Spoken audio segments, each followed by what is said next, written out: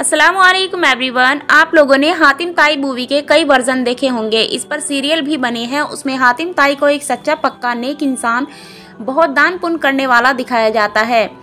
मजहबी एतबार से कुछ फिल्मों में हातिम ताई को मुसलमान दिखाया जाता है, जबकि हकीकत यह है कि हातिम ताई यमन के तय कबीले का हाकिम था। वो नेक भी था मगर मजहबी एतबार से बुत परस्त था। हातिम ताई के बेटे का नाम अदी बिन हातिम ताई था। उन्होंने अपने बाप दादा का पुराना अस्सलामुअलैकुम एवरीवन। आप लोगों ने हातिम ताई मूवी के कई वर्जन देखे होंगे। इस पर सीरियल भी बने। उसमें हातिम ताई को एक सच्चा पक्का नेक इंसान, बहुत दान पुण्य करने वाला दिखाया जाता है।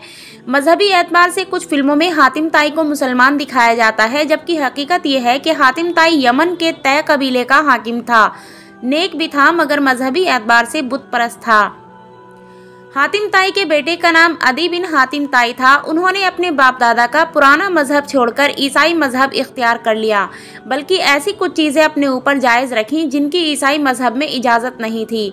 मतलब एक मिला जुला अकीदा अपना रखा था, जिसे रकूसी दीन कहा जाता था। अदी बिन हातिम भी अपने वालिद की तरह नेक दिल थे, मालदार थे, मगर उन्होंने इस्लाम का वो ज़माना पाया जब इस्लाम फैलना शुरू हुआ था। क्योंकि अदी अपने मजहब को अपने लिए काफ़ी समझते थे, इसलिए उन्होंने इस्लाम और उसके पैगंबर हज़रत मोहम्मद सल्लल्लाहु अलैहि वसल्लम से अंदरूनी नफ़रत की थी।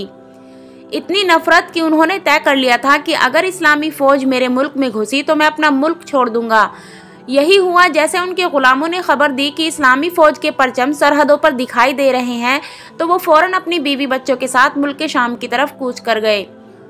अपने पीछे कबीले के बाकी लोग और उनकी बहन यानी हातिम ताई की बेटी वहीं रह गईं। इस्लामी फ़ौजी उन सबको अपने साथ मदीना शरीफ ले आए।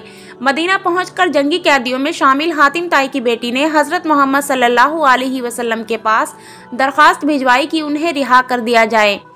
इस दरख्वास्त पर फ़ौरन गौर करते हुए हज़रत मोहम्मद सल्लल्लाहु अलैहि वसल्लम ने उनकी रिहाई का हुक्म दिया। साथ ही बहुत मेहमान नवाजी भी की। उन्हें इज़्ज़त के साथ बहुत ज़्यादा तोहफे देकर मुल्क के शाम उनके भाई के पास भिजवाने का इंतज़ाम करवा दिया।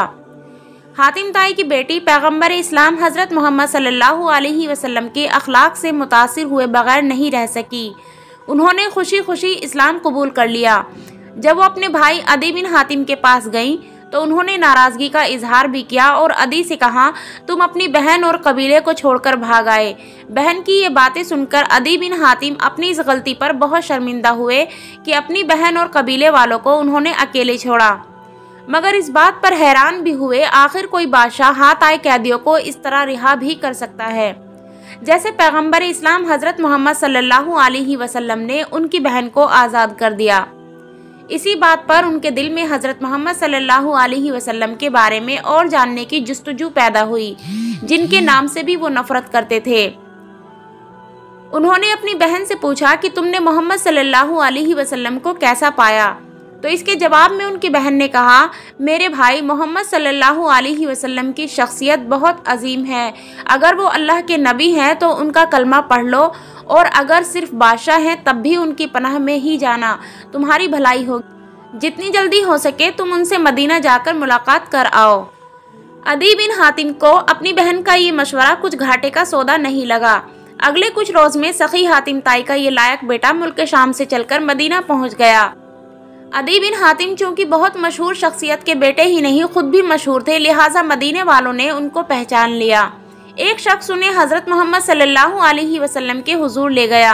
हज़रत मोहम्मद सल्लल्लाहु अलैहि वसल्लम उस वक्त मस्जिद में कायम पजीर थे। अदी बिन हातिम से उनकी वही मुलाकात हुई।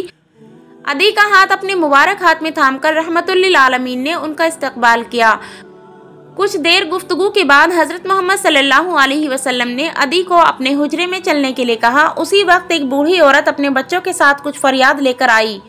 हज़रत मोहम्मद सल्लल्लाहु अलैहि वसल्लम ने बहुत सुकून के साथ उस औरत के करीब खड़े होकर उसकी पूरी फरियाद सुनी।